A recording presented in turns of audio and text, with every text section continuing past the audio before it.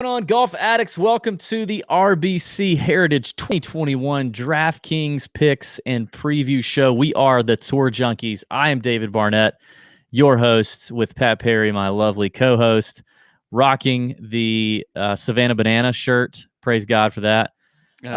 We're ready to go. It's Masters. It's the Monday after Masters, which, you know what? Honestly, we've been doing this 6 years.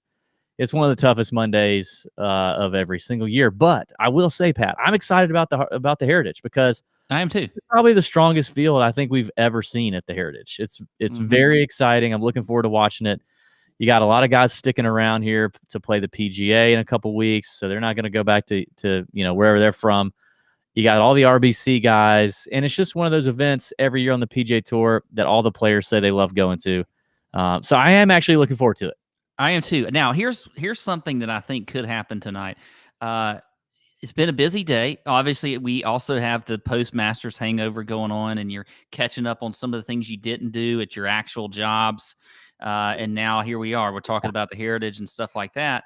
And I haven't really gotten a chance to pay attention because we do get some withdrawals today, okay? I may have seen one, but there is potential that I'm going to talk about a player for like 2 minutes, and then, or maybe you'll just cut me off and say that player withdrew, and I would appreciate you doing that. I don't know what the odds are on me mentioning a player that has withdrawn, but it could have happened. It could happen tonight. So yeah, as of now, the only people who have withdrew early, and that's Joel Damon, Bryson DeChambeau, and Steve Stricker. So as of the time recording that's all we've got. So DJ still is in the field. He has not withdrawn. Yeah, I think DJ's going to stick around. He's an RBC guy. He's an RBC guy. So, yeah. As always, we're presented by our friends at Fantasy National. If you did not have Fantasy National for the Masters, you probably lost money. Let's just be honest. You did. And you know what? It's your fault. It's on you. You should sit yourself in a corner, maybe have your wife slap you in the face like I did last week. Yeah, like you did. You should do a lot of things. You should potentially just put yourself in jail for not having Fantasy National for the biggest major of the year and for the rest of the year, because fantasynational.com is where you go to get all your stats, all your golf stats. If you want accurate data from the PGA Tour and all the worldwide golf events, strokes gained data, recent results, tournament history, lineup optimizers and builders for DFS, matchup tools if you're betting matchups. FantasyNational.com/TJ is where you go to get it done. You get 20% off of any membership level that you choose there. Weekly, monthly, or annual memberships are available. And if you flip-flop between one, you get to keep the 20% off discount. So you can start out with a weekly membership, play around with it, see what you think, and then turn it into that year-long membership. You know, that's what you're going to want anyway. It's the best value, and all the data is provided to them by PGA Tour and ShotLink, so you know it's accurate information. There's a lot of other imposter sites out there, and they don't have that same license agreement that Fantasy National has. So check it out. FantasyNational.com/TJ gets you the 20% off. Let them know the Tour Junkies sent you. We would appreciate it. Now, we do have some we want to do a little bit of a Masters recap. We tend to not spend a lot of time recapping the previous week's event, but we're going to do that a little bit. We got some winners to announce, though, Pat. We did some YouTube contest stuff going on. Let me run through that real quick. The miscut, the biggest name to miss the cut. Dustin Johnson, I think, was the biggest name. He was the odds-on favorite. He was the defending champion. He's Dustin Johnson. The first three that I saw were John Farr, Adam Hertz, and Tony W. That was on YouTube. Those are your YouTube names. So if that's you on YouTube, you need to email info@tourjunkies.com. Let us know who you is, and we will send you three a flag from the Masters 2020. Favorite Masters memory was Lance Balcombe. Lance Balcombe, you get a shirt and a flag. You need to email info@tourjunkies.com with your shirt size, shipping information. The first ever outright 2012 when Bubba Watson won. But what made it funny is his dad. Did we remember to count the flags and stuff that we had to make covering here? Okay, yeah, I think we're good. I know in the last show. Yeah. So. And then shirt and flag as well. You need to email us, info@tourjunkies.com. And the name on YouTube is Spazbite. And actually, Spaz. Oh, I think he's in this. Yeah. Spazbit is in the chat right now. Hey, good for you. Thanks for being engaged. More like Spazbite, honestly, is what you should be like. You should be subscribing. You should be commenting. You should be here live. You should be doing all this. Basically, just be a spaz and be a TJ all over spaz. the place. Yeah. So thank you to those folks and everybody who took in all the content last week. It was a lot. We appreciate it. It's a lot of fun. It's a great tournament. Now we also mentioned that we were giving away our clubs in that contest. Now we announced the winner on last week's show, and the winner has not shown themselves. It's been tweeted. It has been stated on the show, and we still have heard nothing. So I have asked Pat to choose a new iTunes review. I got to choose the first one. We let Pat choose this one. So I haven't seen it yet, but I don't know if producer Sam has the image. Can we bring that up and see who this person is? Yeah. There we go. Best fantasy golf pod. This is the best fantasy golf podcast out there. DB and Pat play off each other seamlessly. The analysis is more thorough and entertaining than the competition. I don't know about the first part. It is also evident that the guys love the game of golf. That is true. Their fans and their show also true. They're always looking for new ways to interact with their listeners on social media. Additionally, during the pandemic, the content of the show helped me stay in touch with my buddies and even helped me reconnect with my retired father who lives and breathes golf. A+. Man, I love that. That is great. Just helping, just rekindling folks. Now that is by Butts with 3 T's. Buttz. If you are said Butts, you, sir, have won our golf clubs, and we would appreciate you emailing info@tourjunkies.com, letting us know, and we'll get those shipped out to you as soon as possible because our wives are tired of looking at our clubs sitting there ready to go. So do that.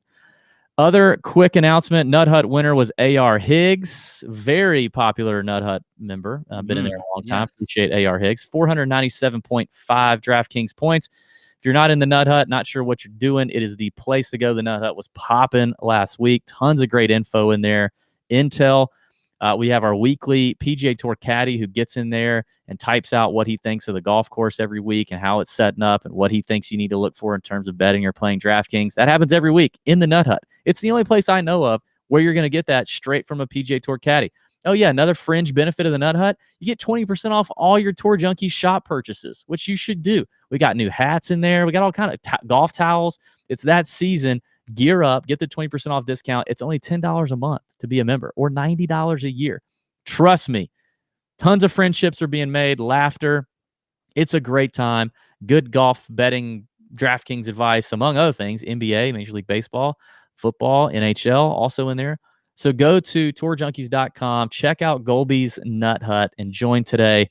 What are you even doing? And if you win the Listener League competition at the end of the year, we're going to bring your butt to Augusta or Savannah to play golf with me and Pat. Why wouldn't you do that? I don't know. One last announcement. We will not be doing content for the Zurich next week. I know everybody's probably heartbroken, but me and Pat are going to be doing other things over the weekend. We're going to be playing TPC Sawgrass on Monday, so I'm pretty pumped about that. You should see ample social media content on our Instagram. Especially on 17, right? I mean, we're going to have to do something on 17. You got to. At Tour_Junkies on Instagram and Twitter. If you're not already following, you should be. We're playing TPC Sawgrass on Monday. It's a very big day for us. It's an important day for us, playing with some important people. And then we're going to be driving back. I'm going to be driving back like 4.5 hours. Pat's going to be driving back to Savannah. And it's the Zurich. It's the worst DraftKings event of the year for sure. So just, we're just not going to do it. We're going to take the chance to have a week off. We need a break too. We need a break after the Masters. Need us to have a break. You need us fresh, honestly. Yeah. So we'll come back right after that, and everything will be right back rolling, rocking and rolling. The Nut Hut will still be open if you want to holler in the Nut Hut. I'm sure there'll be some action going on in there. Who knows? We may throw some bets out there on social media or something. So there you go. That's the Zurich announcement. Speaking of bets, a lot of people wanting to know, did anybody take Hideki Matsuyama to win the Masters? Hideki Matsuyama! I believe he was on a card that everyone should care about. Yeah, the title says they don't care about it, but maybe they should because he was on there, and so was Xander. By the way, he was a fallback plan, but we got Hideki, and I love it, dude. Props to you. Pat Perry hits the 55-1 Hideki Matsuyama outright bet for our 9th documented outright bet since September, plus one first round leader bet. we are rocking and rolling. And Pat's betting card, too, is killing it. My card is now up. I think it's up 17 units, and Pat's card is up a lot of units. I don't know. But listen, a couple people said, where do we find Pat's betting card? Well, I write a whole article on mine. Pat doesn't. He's doing other things. So Pat tweets his picks out every Wednesday night. Usually happens late at night on Wednesday, so you might want to turn your notifications on. But every Wednesday night, Pat will tweet out his outright selections for the week, and those are his favorite plays, and that's what he's got. They also go up in the Nut Hut, so if you're not in the Nut Hut, that's another reason why you're missing it. So if you're not on Twitter and you're not on the Nut Hut, then you're not following Pat's Not That Anyone Really Cares betting card, and you should be. It's fire, and you've been on a roll, buddy. We've been on a roll. It's been great. And let me tell you this too. I think we had somebody tweet us or listener. I don't know, but some people just play the card at they play it. If they can fit it in as DraftKings plays for fantasy, they'll put it in there. And I think, as a matter of fact, I know the card last week was all.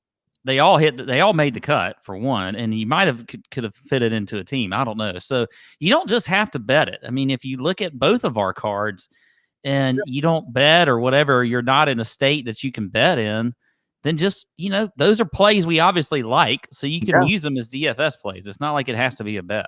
100%. Yeah. We find value in those. And so that's, that's a good thought. Very good thought. It was good, man. It was a great Masters for us. We also won. We can't get into a whole lot of details, but we won a ton of money in a Masters pool thanks to Hideki and Xander and Brian Harmon and Zalatoris. We had the top Zalatoris. We had Zalatoris. So we had quite the day. It was quite the day for Tour Junkies. I've had a good DraftKings week. It was all good, man. Really good stuff. We had a lot of fun making the content last week and a ton of fun watching it. And you know what? I've always been a Hideki fan. So have you. It was really good to see him do his thing and to learn a little bit more about him. My favorite moment was definitely his caddy bowing to the golf course. That was so good. And then outside for the green jacket presentation with Hideki like smiling like we've never seen him smile was fantastic. It was great to watch. And yeah, I just woke up this morning. I just started bowing at stuff. I woke up and I appreciative. One of my dogs I bowed to because I like that dog right now and I don't like the other one. And then my car, I walked out to my car to go to the gym. I'm grateful for my car. I bowed to my car. Yeah. And you know what I was bowing to is my wife got up and took the kids to school and she left early. It was like 7:30 and I was going back to bed and she knew it. And she was like, okay, I hope you enjoy going back to bed. And so I bowed at her and I was like, thank you. I'm going back to bed. Yes. So that's what I did. And then she knows Masters Monday is, it's a tough day for me. So, yeah, man. The hangover real. Yeah, actually, I'm not even drinking traditional podcast juice tonight. I'm just drinking like water with some Neo in it or whatever that stuff is. Just with a little flavor. I see you got a beer. I'm drinking a little Wild Leap beer, and I got some others here. I'm celebrating still. It's a good week, and I tell you what I did not bow to is I ate about 4.9 pounds of very spicy buffalo chicken dip yesterday over the 7-8 hours of watching coverage, and today I'm not grateful for that decision. So anyway, the Masters was fantastic. So every time you left the toilet, you didn't bow to the toilet. I did not. No, I was not thankful. It was a great event, and the Masters it's unlike any other, of course. And there's a whole lot of things we can talk about. One more thing about Hideki. Mm-hmm. Did you see the stuff on social media today with him going through the Atlanta airport with the green jacket, and he's just sitting there like looking at his phone? He's got it draped over the seat next to him. Oh, that was great. That was great. That's awesome. You know what? I would do that too. If I want a damn green jacket, I'm wearing that thing all over the place. Yeah, for sure. Speaking of jackets, I see Brian Halverson's in the chat asking about these hoodies that we got coming. They're coming. Just stay tuned. That's another reason to join the Nut Hut. You get 20% off the hoodies that we're about to drop, which is going to be fire. And if you say, hey, why are you dropping hoodies in the spring? Well, these are like lightweight, great golf hoodies. No drawstrings. Love that. Hoodies like it's kind of structured around the neck, so your hoodie's not flopping everywhere. They're by a golf company. They're fantastic. Jordan Spieth was a thing. Will Zalatoris, my God. Here, here's what we can do. If you're watching on YouTube, comment on, do you think Will Zalatoris wins a major in the next 7 majors? So give it the 3 remaining this year and all 4 next year. Do you think Will Zalatoris wins a major? If you do, how many do you? I mean, how crazy are we going to get here with the Will Zalatoris hype? It was pretty insane. I mean, I'm sitting here thinking to myself, am I really about to see a first timer win this golf tournament for the first time since Fuzzy Zeller in the 70s? This is bananas. The kid's amazing. I will say this. I don't have the line pulled up in front of me at the moment, but I put this in the Nut Hut earlier today. So if you jumped on it then, good for you. PointsBet has him at 60-1 to win the U.S. Open at Torrey, which is a course that he just finished 7th at the Farmers. Obviously, Torrey is going to be set up a little different. And I'm sorry, I'm not right about that.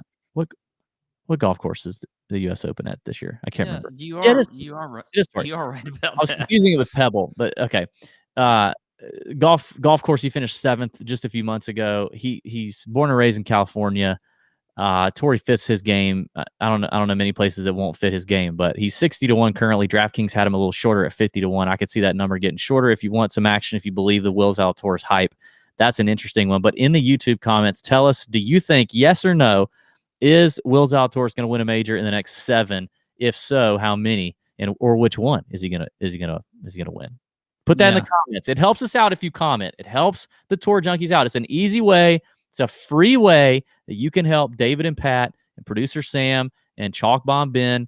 It's an easy way that you can help us all out. Yeah. Comment on the not in the chat comments, but the other things. Do you think he is more of a talent right now than Jordan Spieth was when because like his first Masters was pretty good too, I believe, and then he won his second one. Do you think he's more of a talent than Jordan Spieth is, or do you think and take out what Jordan Spieth had, for a few years recently, which was bad, and now he's, let's just face it, he is back. I think gun to my head, I say no, only because if I'm looking at the total package. He's not as good of a putter as Jordan is. Putting is going to worry me a little bit. He's already long putter, weird grip. I know he's tinkered with it, struggled with it in the past, which means there's issues there. And I guess I give some weight to Jordan's pedigree, I guess, coming to the PGA Tour. Like, he was a star coming, right? Like, whereas Zalatoris just kind of, I mean, he did have obviously a meteoric rise up the world golf ranking deal, but you just didn't feel like, okay, he's in college, you're waiting for him to get out of college to come here and bust out. Like, he just kind of, so I'm going to say raw talent. I think I would give an edge to Jordan there. But I agree. I think Willie Z could end up having a better career. He ain't scared of nothing. Oh, really? No, I love his attitude. I mean, Jordan's got 3 majors right now. Yeah, he's still young. Yeah. Okay. Yeah, the Masters was good. There's a lot of places you can go and get full recaps of the Masters. Now we're here for. We're going to keep it moving, keep going. Let's get on with the DraftKings picks here, Pat. Let's talk about RBC Heritage. Like I said, an exciting event. I'm geared up for it. It's a place a lot of these players love to come and play. You and I have both played Harbor Town a couple of times. I played it. We played it last summer. We played it. Yeah, we just played it last summer. We played it last summer. I played it the summer before that when I played from the tips, and Kisner bet me that I wouldn't break 85 from the tips, and I didn't. I shot 86. We're both very familiar with the golf course. So talk to us about it. What do you think the key stats are to playing well? Let's hear about Harbor Town. Yeah, so Harbor Town Golf Links, it is great Pete Dye design, playing just over 7,100 yards. It is a par 71, which is a little bit unusual on tour. We don't always see that every week. We got 136 players in the field this year. T65 and ties will make the cut. You've got Bermuda grass from tee to green. Now, I'll talk about this course. It is an interesting layout. You got very narrow fairways, very tight tree-lined holes with some small greens. And when I say tree-lined, I mean tree-lined. Like, I think the first hole when I played here, I hit it left side of the fairway, And I'm like, okay, this is decent. And I'm totally blocked out by a tree that is right in my way. So it's not only about hitting these fairways, but also hitting them in the right spots. You have to be able to control your ball off the tee. That means maybe, not taking driver, just you've got to put them in the right spots. You can't just bomb it down and hit a fairway and think you're going to have a great shot, because you don't always have that here on this course. And certainly, like, if you've got corners that you can cut and things like that, you can't do that here. The longer hitters really don't have that much of an advantage, and we've seen that, year in and year out when you look at the winners that I'll talk about here. And these, the greens, they're pure Bermuda. They should get them relatively quick. I do think the course is going to play pretty firm, pretty fast this week. A lot different, kind of like we talked about last week. It's going to play a lot different than it did in June last year. You got to remember, there was a pandemic, there was a break, and they played this tournament in June, and Webb won at 22 under. Okay, that's 10 shots on average better than what the average was before that. You had CT Pan in 2019 at 12 under, Satoshi Kodaira 12 under. Wesley Bryan 13 under before that, and then Brandon Grace at 9 under. So that, I think, is what you're going to see. Sort of that 10 to 13 under range is going to win it this year. It's not going to be 22 under like we saw with Webb last year, where it was much softer, much different conditions in June. So for as far as stats, this is a ball strikers course. This is all about approach to these small greens. You got to hit them in the right spots. I do think good drives gained is a stat that I might look at from Fantasy National. And then I am going to look at scrambling also for these guys that do miss these small greens. Can they get up and down? So that'll be, I think, something that's just an outlier stat, not one of my most important ones. But if you're looking at the most important stat, it literally is strokes gained approach and ball striking. Maybe greens and regulation if you want to look at that, but that is the most important thing on this course. So weather looks pretty dry until we get to the weekend. We might have a little bit of rain, and some wind is going to kick up, it looks like, early in the week. So we'll see what happens there. But there you go, DB. Did you just inject a little weather-wise into your course? I did inject weather-wise because I haven't been able to do it in a while, and I feel like I needed to do some weather-wise. It's Heritage Week. Man, for the new listeners, when we first started this 6 years ago, for the first 2 or 3 years, every single tournament previews, at some point, Pat would say, and weather-wise, it's looking like it's going to be windy and blah, blah, blah. Weather-wise, it was amazing. We should have had shirts made. But we eventually cut the weather preview out because it's Monday and it's going to change. But agree with you, wind is the key to scoring here at Harbor Town.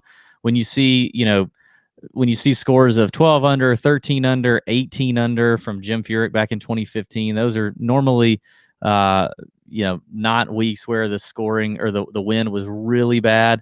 It's always going to be a little something out there because you're right there on the water. But, years like 9 under when Brendan Grace won, 9 under when Graham McDowell won, maybe it's kicking up a little more. So it's definitely something to pay attention to. That's a big defense for this golf course. But yeah, I completely agree with you. You gotta put the ball in the fairway off the tee, and a lot of guys that are long are not going to hit a lot of drivers. 4 drivers, 5 drivers at the most on this golf course. I was thinking about it. I probably hit it 2. If I'm on average, I'm probably 285, 290. If I catch one good, I'm over 300, and I don't think I hit more than 4 or 5 drivers. Which part of that's because I'm also wild off the tee, but. It was very comfy for me to hit my little 2-iron that I love off a lot of these tees, even from the back tees, and still be just fine. So it's going to be, a lot of irons off the tee, a lot of, hybrids, woods, whatever off the tee, and then a lot of wedges. And to me, I do think scrambling's important. These are small greens. So, even though you're coming in them, you're coming into them with some wedges or whatever, you're going to miss them out here. You are. Pete Dye. Because it's not even just that they're small; it's that you have to land them in a certain spot, or they're gonna roll off and feed down.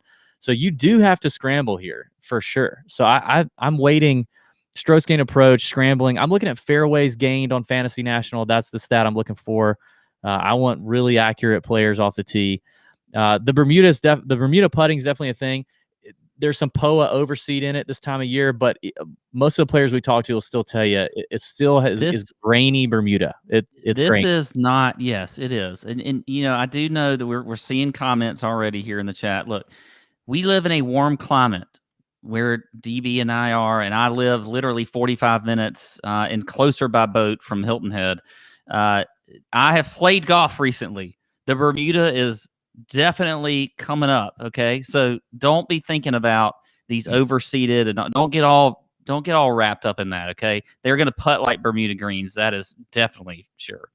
Yeah, one of the things I thought about too is if you look here, there's been there's been plenty of guys that have sucked at Augusta the week before and won. Graham McDowell, Jim Furyk, and Brendan Grace, all guys who missed the cut at Augusta the week before, came to Harbour Town and pulled out a victory.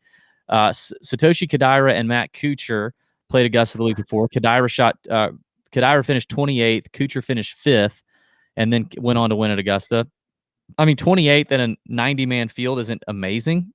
5th certainly is. And then in terms of like first-time winners, we don't have many of those. Kodaira and Wesley Bryan both won in their debut at this place. I do think Harbour Town requires some local knowledge. Just understanding where Pete Dye wants you to set it up off the tee, and how to attack these greens. I do think a little experience around here goes a long way. So, yeah, I agree. That's that. All right.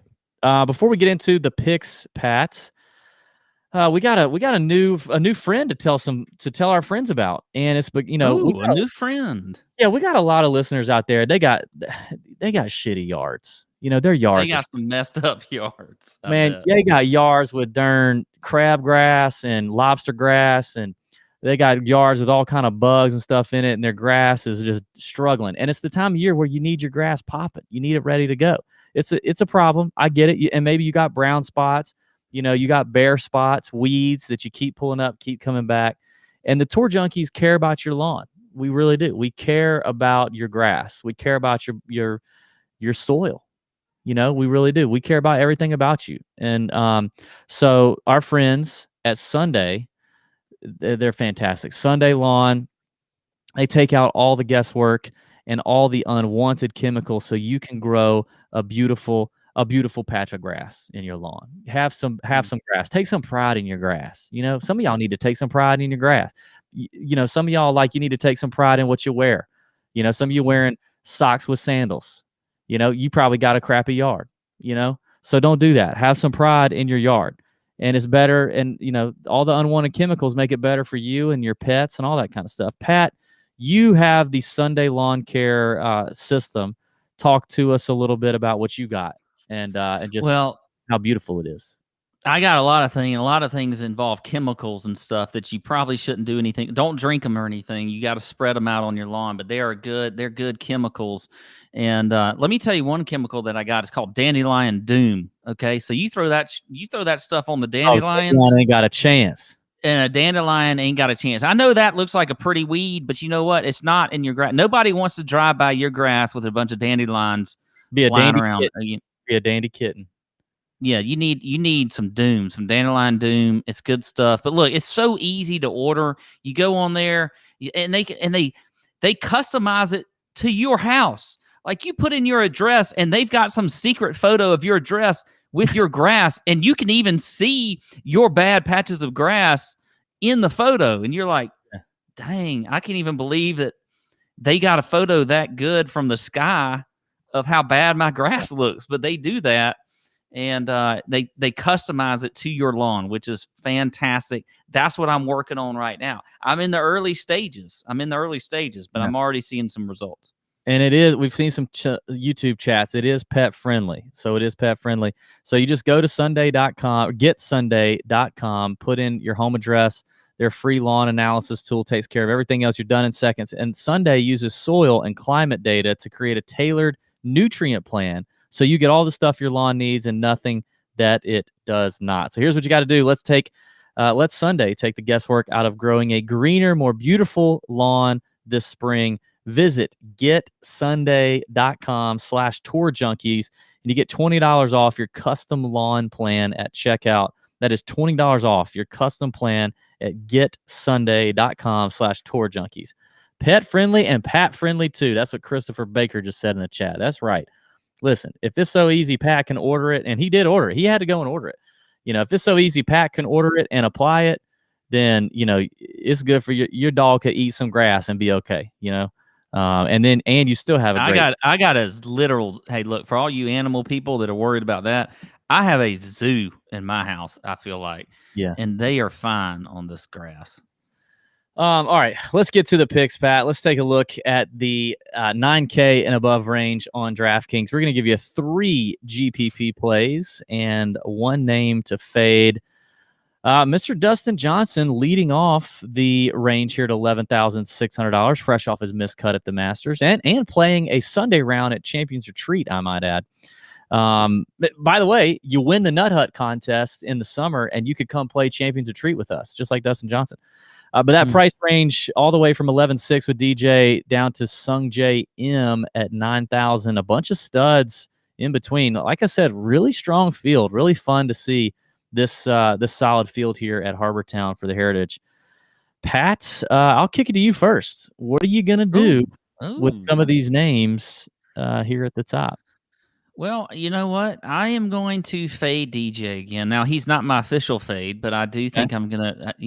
I get this question in the Nut Hut because we won't get into it, but I'm gonna start with Patrick Cantley at 10-9. He will be my play this week. I love him this week. Look, you talked about some guys that maybe didn't do that well at the Masters, playing well at the Heritage. Well, he hasn't done well at the Masters and at the Players Championship before that. He's missed both cuts. So he's coming in here not in really good form, but he has great course history here. He's played here 3 times, has 2 third-place finishes, a T7 in 2018. He did not play last year, but I love Patrick Cantley for this course. I think he, maybe you want to say something here, DB? Finish your thought. I do want to interject when you're done. Okay. I think maybe we'll get a little bit lower ownership from him because of the form. But you look, his game is perfect for here. He's top 10 in the field in ball striking, top 30 in strokes gained approach, 6th in scrambling. He's 12th in greens in regulation. The only question mark you may have is his putting on Bermuda. But you know what? I still think this is a good course for him. I like the price at 10-9. I'm okay with that. So I will play Patrick Cantley as my favorite GPP in this category. What were you going to add there? I am definitely interested to see how he turns out in terms of ownership for DFS. But I did some digging because I was drawn to him as well. I had him in the Masters. Him and Jason Day really kept me from having a massive week last week. I had plenty of him. And he sucked. He really sucked. So I went to the Masters site to look at what he did, and they don't have great statistics, no strokes gained data. But I was interested to see that he actually came out slightly ahead of the field average in greens and regulation. He was 63%. The field average was 61. Then I was like, well, did he spray the ball off the tee? No, actually. He was 75%. He hit 75% of his fairways versus 68% for the rest of the field. He didn't scramble that great, and he putted much worse than the field. So it was definitely the short game that got him in trouble. I was also happy to see greens and regulation numbers went pretty high up the second day. Now, obviously, weather or the course played tougher on round one, but he went from 55% greens and reg to 72% greens and reg when the field was only 63% greens and reg on round 2. So he improved on round 2. And again, it was mostly short game that got him in trouble, but he's got a great record here too. One of the things I looked at is strokes gained ball striking. So off the tee and approach at Harbor Town since 2016 is what I looked at. He is 3rd in this field in that category with 12 rounds measured. So he obviously loves Harbor Town. This does suit up great for him. It will be interesting to see if he truly comes in under the radar. I'm not convinced. Yeah, I'm not convinced that he will, but I still think, who knows? We might get a little bit of an ownership advantage, but I don't know. Next, I'm going with Kyla Morika at 10-5. I just think this is another course that is perfect for his game and his skill set. We know he's a great ball striker. He's 2nd in the field. He's 1st in the field in strokes gained approach, 2nd in good drives gained, which was a stat I mentioned earlier, 2nd in greens and regulation. Now, putting is always an issue for Morikawa. He is 106th in the field in putting on Bermuda. I do think it's a obviously a reduced sample size because he hasn't been on tour that long, and I went pretty long as far as the sample size there for him. But still, this is a great course for Morikawa, and I like him this week. And then I'm going to go down to the bottom with Matthew Fitzpatrick at 9,100. Another guy who has shown very good course history here. You look at his last 3 times playing, he was top 15 in 2018. T4 or T39 in 2019, but then another top 14 last year. We've seen him play very well lately. He's been in good recent form. Checks a box in ball striking, driving accuracy, scrambling. His putting has been really good on Bermuda. He's number 2 in the field putting on Bermuda. So I like Matthew Fitzpatrick at 9,100. And then my fade, I cannot see myself playing a Cam Smith at 10-2. And I love Cam. And I love what he like. I mean, he was Ben's chalk bomb last week. I wasn't so sure about that.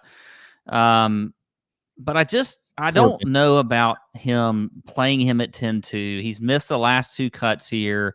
Doesn't really have a great finish in the last 5 years that he's played here. He certainly checks a few boxes. I mean, like scrambling, like if he misses a bunch of greens, which it looks like he might do, he's not really like that good on approach and ball striking right now. His putting on Bermuda isn't very good. Driving isn't great. So I think Cam Smith at 10-2 is a pretty confident fade for me this week. Well, my fade was Cam Smith. He's 123rd in fairways gained over the last 24 rounds, 51st in strokes gained approach. And in 12 rounds at Harbor Town, he's 68th in ball striking. All the above. Couldn't agree more. I think, and I think the other thing is I just saw the price and I was like, whoa, why would I pay $300? Just $300 less when I could go ahead and pay up and get Morikawa, or a lot of other guys here in this 9K. I just don't like the value on Cam Smith whatsoever. But then the numbers definitely don't check out. I imagine he will be pretty low owned because I think a lot of people are going to not bite on Cam Smith there. So this is a first. This hasn't happened in a long time. Maybe not a first, but it hadn't happened in a long time. You literally named every single pick. I had wow. Interesting. I had Cantley, Kawa, and Fitz, and I had Cam Smith as my fave. Literally every pick. So I will relinquish some of that time, and I will speak on behalf of someone who can't speak for himself on this podcast. I'm going to play the role of Ben Little right now, and I'm going to talk about the chalk bomb real quick because I think people need to understand some things about the chalk bomb. Cam Smith was Mr. Ben Little's chalk bomb. For those of you who don't know, Ben Little chooses the chalk bomb on his own. Me and Pat decide or realize it, when he writes it up. Okay, when it comes out, pretty much. Now, when the chalk bomb is not good, when the chalk bomb plays great, it's all Ben's fault. When the chalk bomb sucks, it had everything to do with me and Pat. But I will say this: we had a listener or a subscriber, which is very funny to me. We had a subscriber unsubscribe from the chalk bomb email on Thursday or Friday. I think it was either Thursday or Friday. I know he had not made it to the week. I didn't see that.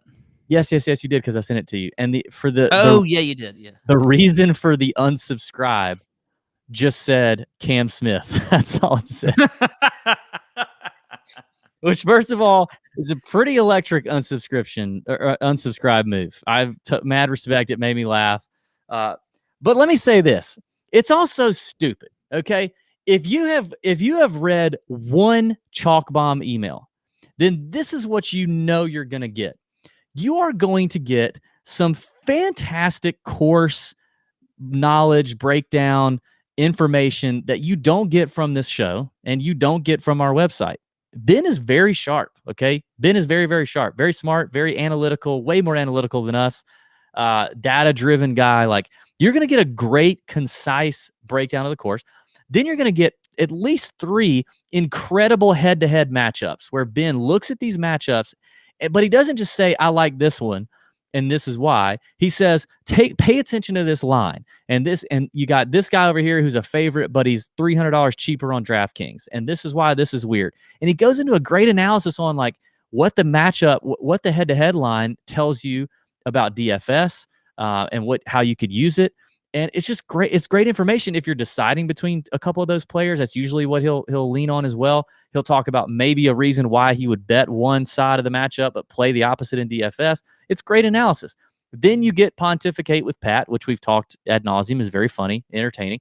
But the Chalk Bomb in and of itself is the riskiest piece of content anyone in this business puts out, because you are literally saying, I'm going to pick a big name and give you 10 reasons why you should fade him.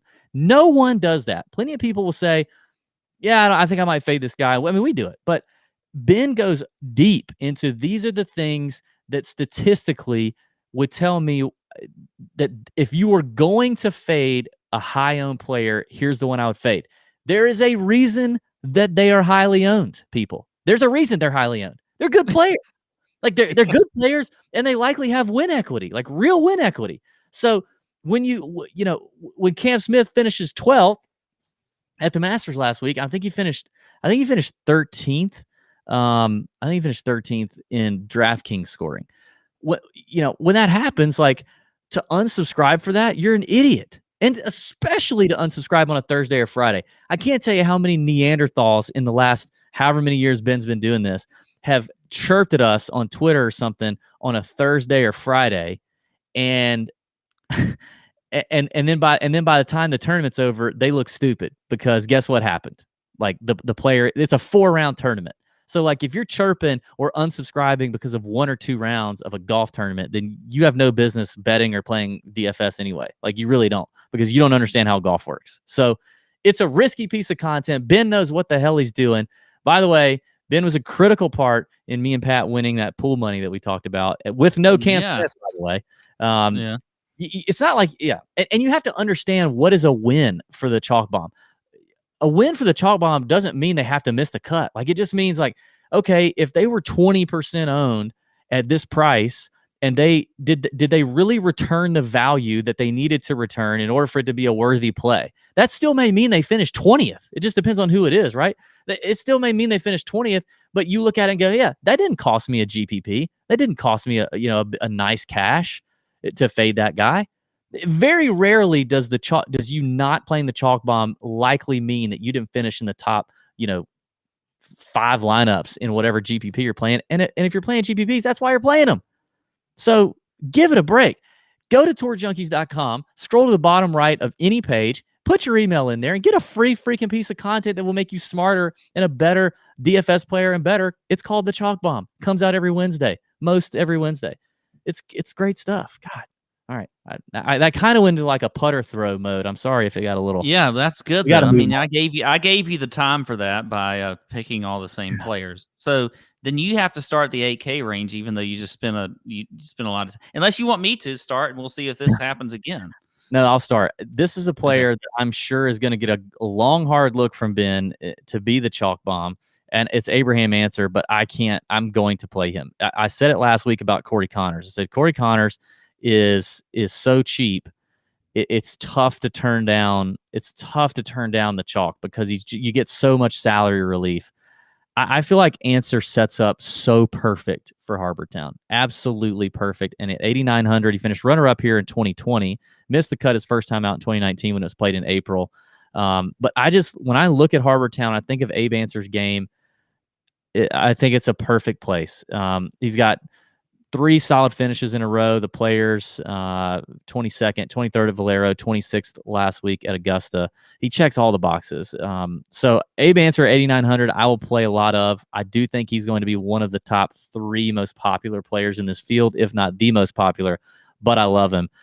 One player who I think may go under the radar, and so maybe I counteract a little bit of that ownership here, is at 8,100. I think I'm going to take the risk in tournaments with Kevin Na. I liked how he played well at Augusta National, finished T12 after coming off the withdrawal at the Players when he had a rough first round, and I think he just wanted to mail it in. I don't know why, I don't understand it, but he did. Another guy who, when you look at this place, you think this is a Kevin Na type of golf course. It's a grinder kind of golf course. Be accurate, hit solid iron shots, make some putts. That's what Kevin Na does. He didn't play here in 2020. I don't know why. Obviously, it was like the second event of the restart in June. Maybe it was COVID related. But maybe he chose not to because he's like, nah, that's going to be a different Harbor Town. I don't think so. I don't know. Maybe not. But he finished 10th in 2019, 4th in 2016. He's got a great, history here. And ball striking wise, he's been pretty solid here as well. So I think Kevin Na, number 1 in strokes gained around the green as well, last 24 rounds. I think I'm going to get a little relief from Kevin Na that maybe will help me counteract the Abe Answer stuff. The fade is Billy Ho. It's Billy Ho. I don't know how Mr. Aggression himself. I don't know how Billy Ho won the WGC. His irons feel like they have sucked for months. I am not sure who he has nudie pictures of at the WGC Dell Match Play that caused that to happen, but it did. And I know in the final match, I think he only made 1 birdie and it was a chip in. So his irons suck. He's 93rd in approach play over the last 24 rounds, 86th in around the green play last 24 rounds. Those are the 2 most important stats to me, hands down, for this week. And then the Augusta National karma for the temper tantrum likely will not play well for him. He did apologize today on Twitter. Props to him. Billy Ho's, he's a friend of the Tour Junkies. He's been on the show. He's been nice to us, been nothing but nice to us. But it was a tough look at Augusta. He apologized. I don't see it happening. So I'm out. Yeah.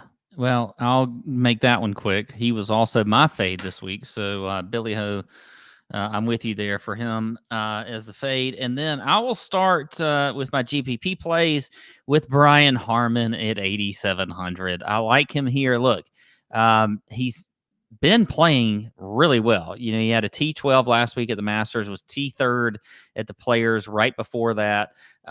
He's, from right down the street here in Savannah from Hilton Head, so not very far.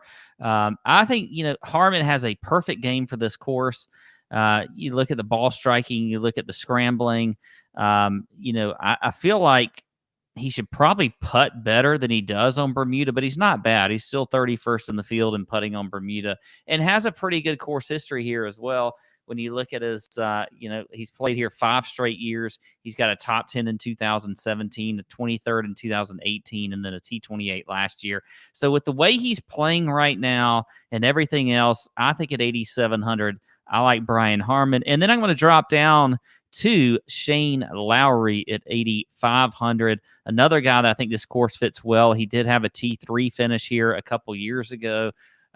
You look at the stats for him, great ball striker, 32nd in the field there. He's 3rd in the field in scrambling. He's 20th in the field in greens and regulation. Pretty good driver of the ball as well. So I think Shane Lowry makes a lot of sense here at 8,500. He will be my last GPP play for the 8K range. Who's your fade? I already said it. Oh, I checked out. It was Billy Ho. I was with you on Billy Ho. Yeah. Okay.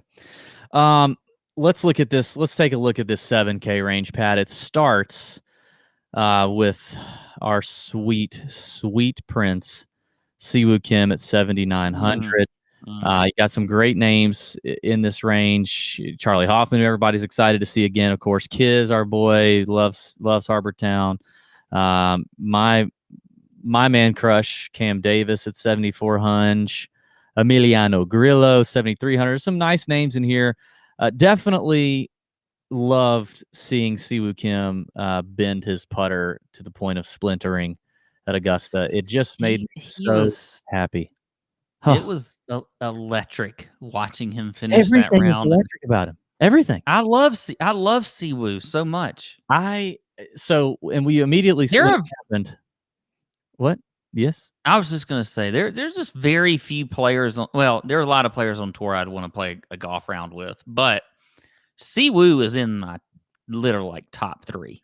I tweeted after it happened. I said, okay, new answer to Dream Foursome is Siwoo and both his parents, because I just want to talk to the 2 people that created such offspring and get to know them a little better as well. I was electrified by seeing him putt with a 3-wood and standing as far away from it as you probably would to hit a 3-wood, which was kind of weird, but everything about him is fantastic. He's a fan favorite. Immediately, we're texting with Fleener and those guys, and Fleener's going, I can't wait to get the details on that, which we haven't heard back from, but we'll communicate those to you as soon as we do. But anyway, Siwoo's come close to winning this golf tournament here. He's obviously a Pete Dye fan, We've seen that in the past. There's a lot of different ways to go here, though, Pat. So many different ways to go. 3 GPP plays and a fade. I'm gonna go with. I think I'm gonna be a homer and go Kisner at 7,700. There's a lot of names in here, like I said, that I like. Kisner's one of them at 77. I just know how much he loves this golf course, and I know how much he looks forward to it. And I know that when he looks at his calendar, he looks at this tournament and thinks, this is one that I know I can win. And, had a good day on Thursday at the National, ended up shooting even par, which was tough to do on Thursday. Tough day on Friday for him, not so good. But ball striking here at Harbortown has been fantastic. He's got 18 logged rounds here since 2016. He's top 25 in ball striking. He's as accurate as they come. Hits it dick straight. Fairways gained are fantastic. Totally buying the Kisner bandwagon at 7,700. Then I'm going to go with Kevin Strielman at 7,300. Another just, you kind of see the profile of player that we're talking about here when we're picking names here. Super accurate guys. He's 20th in strokes gained approach, 12th in fairways gained over the last 24 rounds here, and he is 16th in this field in strokes gained ball striking at Harbortown, and that is with 10 measured rounds since 2016. And Strielman's been playing good. I mean, 36th at the Honda. Did miss the cut at the Players. That's a big boy tournament. We'll let him pass on that. 13th at AT&T Pebble Beach earlier. I don't know. I'm believing in old Striels a little bit at 73. And I'm trying to give the people a little price break. And then I'm going to go. One of my favorite plays is actually Adam Hatman at 7,100, the Canadian. 7,100 coming off T23 at the Valero, T8 at the Honda, T29 at the Players, top 20 or T26 at the Genesis, 18th at the Farmers. He's had a solid year, solid 2021. Gaining strokes everywhere but his irons, which is a little annoying. But I mean, he's got an incredible short game. But as bad as his irons have been lately, since 2016, he is 13th in strokes gained ball striking at Harbortown. Definitely a Harbortown fan, and I think you'll get super low ownership. And obviously, you save some money at 7,100 with Adam Hadwin. My fade is going to be Matt Wallace. Matt Wallace is now in the category of player I can't get right. He's in there with names like Gary Woodland. I don't typically get right sometimes. There's just a handful of guys that. Scotty Scheffler is one. I can't get him right. Matt Wallace is in that group for me. In the last 24 rounds, 74th in fairways gained, 64th in strokes gained around the green. He's got 6 rounds logged here at Harbortown, and he is 85th in ball striking in those 6 rounds with a missed cut and a T64. I think he's just here because he's going to stick around for the PGA. He's not going to go back to Europe. He's not going to go back to wherever. He's sticking around the States until the PGA or whatever, and then he's going to move on. I don't know that he probably loves this golf course. It may not suit him very well, and he's getting some hype lately with some solid play, so I'm out on Matt Wallace. Okay. All right. Well, this will make it interesting. Maybe we could throw a bet here, but I actually have Matt Wallace as a GPP play this week. Now, look, personally, not a big fan of Matt Wallace. He kind of drives me crazy. I just don't really like his attitude, but I do think this is, he hasn't played well here. He's played here twice, missed a cut his first year, did make the cut last year. But I do think he does have a game that can fare well on this course. And I do like his recent form. I mean, you look at what he's done. I mean, T34 last week at the Masters, 3rd at the Valero, did miss the cut at the Honda, but then had a top 20 at the Arnold Palmer, which was on a very difficult course. So I like some Matt Wallace this week. Now, you're right. I mean, the driving is a little bit of a concern, but his ball striking and approach is really good. I mean, you look at the last 24 rounds, he's 14th in the field in ball striking. He is 11th in strokes gained approach. So I do think he can make for a good play this week. So we'll see. Maybe obviously one of us. Yeah, I think obviously doesn't strike it well here. He's at least in the 6 rounds, which I know is a small sample size, but I think having to scale it back off the tee a little bit is tough for him here, which obviously is gonna make it harder for his approach, his good iron play to pay off for him. And he's a twat waffle is what he is. So Well, look, hard to get with him. if you make all, I'll just say this: if you make all of your DFS plays, whether or not you like somebody or not, you're probably going to have some problems with this. But Hey, if you want to do it that way, that's fine. You can do it that way. I don't mind. There's a lot of guys that I don't like that I never play, so I'm not going to hate you for that. Next play, also at 7,500 though, I do love some Chris Kirk. He is another guy that I think this course is perfect for. Yes. Great ball striker, great on approach. He grew up around this area and grew up in this, playing these type greens. He's top 10 in the field in strokes gained around the green. He's top 10 in good drives gained. So I do like some Chris Kirk. We've seen him be in very good form lately. I think this is a perfect course fit for him. So I like Chris Kirk at 7,500. And then I'm dropping down another guy, kind of like Chris Kirk, as far as just being, he's a South Carolina guy. Not the Kirk's a South Carolina guy. He's a Georgia guy, but Lucas Glover. Lucas Glover is 7,100. Can't putt worth a lick, but you know what? He should be able to play. Did you almost break out into a Lucas Glover jingle there for a little ditty? I had a song that came to mind, but then I stopped. And then it got suppressed. He got suppressed. Oh, man, but look, Lucas Glover has been actually playing really well lately. We know he is a fantastic ball striker. You look at his recent results. I mean, it ain't all that bad. Okay. I mean, he was, hang on. As you're pulling it up. Yeah. As I'm pulling it up, because I lost my place on where I was, and I went too far here. Now he's stalling. Down, I'm talking. I'm stalling. Okay, fourth. He was fourth at the Valero Texas Open. He was T19 at the Honda Classic, T48 at the Players, T66 at the Arnold Palmer. I mean, the guy's been playing well recently. Okay, now is he going to win? No, he's not going to win. But you know what? I think he's got a lot of potential at 7,100. I like him, especially because of his form. I think this is a good course for him. And then my fade's going to be McIntyre. And you know what? I like Robert McIntyre, but this is not a course for him. Okay, he is a bomber. He's not. This is just not a good course fit. Not a great iron player. Don't be fooled by playing some Bobby Mack this week. I think that is a bad play. I will fade him. So there. Speaking of Chris Kirk, I'm glad you mentioned him. If I were going to do a cash lineup, I would start it with Fitzpatrick, Abraham Answer, and Chris Kirk. That would be my cash lineup. We try to get to that every week, but we forget. That's how I would start it. And speaking of Abraham Answer, shout out to his former caddy, hopefully coming back, Dale Trail. He sent me this sweet hat. It's the Dog Father, if you don't know. Dale Valeli. Abe Answer's caddy. Why didn't you give him my address so I could get a hat like that? I did give him your address, but he sent it all to me. So I will give it to you this weekend when I see you. But you did not get a Dogfather hat. You got something different. So anyway, Dale Valeli is Abe Answer's former caddy. He's Canadian, and he's having problems getting back into the country. So he's not currently on Abe's bag, but hopefully he will be soon.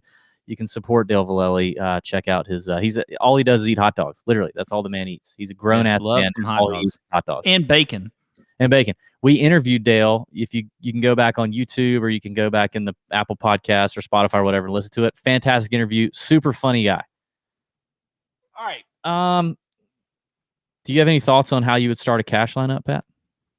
Well, I was going to say that if I was looking at cash plays, Kirk was definitely going to be one of them. I think he is a great cash play. I think Fitzy is another cash play that I would look at. Those are two guys that I think are just solid that you can just throw in there, and if you're starting a cash lineup. Mm-hmm. Okay. I mean, I said Fitz and Kirk and Answer, so I'm not really as sold on Answer as you are, but that's okay. Interessante. All right, 6K range. Let's wrap it up with the scrubs. Who do we like? Who are we going with in the 6K? Well, I love some Matthew Naysmith at 6,900. He's another guy that's been in great recent form. Well, good recent form. We're talking about 6K guys, so I can't really say great. But he has finished T34 at the Valero, T36 at the Honda. This is another South Carolina kid. Went to the University of South Carolina, those Gamecocks, Matthew Naysmith. But look, you look at the stats also. I mean, he's checking boxes there. I mean, you look at great iron player. He's top 10 in the field in both ball striking and strokes gained approach. 4th in good drives gained, 4th in greens and regulation. So I love some Matthew Naysmith at 6,900. Actually, if you run a model of the stats that I like, he's actually number 1 in that model. He is number 1 in mine as well. So that's probably pretty good. Now, another guy that's not been in great form, but I do think this is a good fit for him, and that's Henrik Norlander. He's there at 6,700. He's another guy, He is look, I don't like the form. I think he's missed his last 3 cuts. Hey. But 20th in ball striking, 17th in strokes gained approach, 25th, and he's a good driver of the golf ball. We've played with him, we've seen him. He can put it in the right spots off the tees here. So I just feel like this is a good course for him. He should play well. Yeah, that's the thing about him. Like, despite the horrible form, his approach play, fairways gain numbers are still fantastic. He has been so bad around the green, and his putter has been super bad. I think the smaller greens could help him with the putter, because he's not doing as much lag putting. If he hits his spots like he normally does, he's maybe not doing as much lag putting, and you eliminate some of the 3 putts. But it's interesting. I mean, his ball striking is tailor-made for this place. Yeah, I agree. My favorite play, though, in this range, by far, at 6,500, is Patton Kizzire. Yeah. I mean, Patton Kizzire has made his last 13 of 15 cuts, okay? Before his missed cut recently at the Honda, he made 12 straight cuts. That's pretty damn good for a guy at 6,500, okay? He has, he's made the cut 3 of the last 5 years here, including a T14 in 2016. He's top 40 in the field in ball striking, approach, greens and regulation. He's top 20. And he's also top 10 in the field in putting on Bermuda if you give it a large sample size over 100 rounds. So there are a ton of reasons to play Patton Kizzire at 6,500. I love him this week. I think he's a great play, and he is my favorite play here. Yeah, the Bermuda play out of him is fantastic. He also, according to Fantasy National, gains strokes in the wind if the wind kicks up. I think the Patton play is very nice for sure. I think there's a lot of value there. So that's it for you? Yeah, that's it for me. Okay. A lot of agreement on this podcast. A lot of agreement. Love the Naysmith call. Love the Kizzire call. I'll give you a few that I think are going to be a little more off the radar. I think both those are going to be popular. I think it could be time here to jump on the Doc Redman train again. And I know that he's been playing very, very poorly, but I was happy to see him finally. He made a cut again recently. I think, let's see, he made a cut at the Valero, finishing 44th. Not great, but we saw the irons come back a little bit, which is refreshing. Doc has said he's an accuracy guy. He's a guy who, is not going to overpower a golf course. He's fairways and greens is what he's about. And I'm glad to see the iron play has been good the last 2 rounds at the Players, or last 2 tournaments for him at the Players and the Valero. He's a Clemson boy, South Carolina product. I would think that Harbor Town would be a course he's very familiar with, and he would look forward to playing. He's played here a couple times. Finished 21st last year in 2020. Finished 50th his first time out in 2018. So I think that's an interesting spot for Doc Redman. And Doc Redman, despite the poor play lately, over the summer and last year, I mean, he was in contention in a couple of golf tournaments. Like, he's been in it down the stretch on a Sunday. So I think if he's truly back on and now he's comfortable, he does give you win equity, actually, for his first victory here. And then a little bit of me wants to play a guy at 6,300, Scott Piercy. 6,300. Known ball striker, okay? Known ball striker. 16th here in 2018, 3rd in 2019, played it in 2020, missed the cut. Piercy's very interesting to me. I feel like that's another guy at a really cheap price that could give you that gives you top 5 upside. He's an experienced player. I mean, he hadn't done anything super flashy lately, but 18th at the RSM in November, which is a similar golf course. 14th at Bermuda in the wind coastal kind of spot. I think Piercy can give you, some upside. One more name that's just absolutely banana land name. Okay, if you're playing in a big old GPP at 6,000, Savannah Banana Land pick of the week. Easy for you to say. At 6,000, the bare minimum price, Bryson Nimmer, the Clemson product. Another Clemson boy, 4-time first-team All-ACC, first-team All-American his senior year at Clemson. This guy is a legit college golfer and up-and-coming stud, I think. Bryson Nimmer, he also just played the Puerto Rico Open, which a lot of people wouldn't know. He finished 39th. That's not bad. So it's not like it's not like he's getting his first taste, but I would imagine he's quite familiar with Harbortown golf links. I don't know what his upside is. I think his upside could be maybe a top 30, top 25, maybe. This is a strong field. This is a very strong field. So I think that's what we're looking at. But again, bare minimum price in a big field, big GPP, Bryson Nimmer worth a look. So there you go. Pat, good stuff. That is the DraftKings Picks and Preview show. We're going to hop over and do the betting preview. I've got some other names that I like here. I think there's a lot of exciting things going on in the betting market right now because I think this has the potential to be a long shot season kind of event. Where I agree. We've seen many dollars on the dollar. So I'm pumped about that. Check out the betting show. Also up on YouTube and wherever podcasts are found. And we appreciate everybody listening. Thanks for joining in. And we'll see you at the live show if you want to join us live for the betting show in just a few minutes. See ya.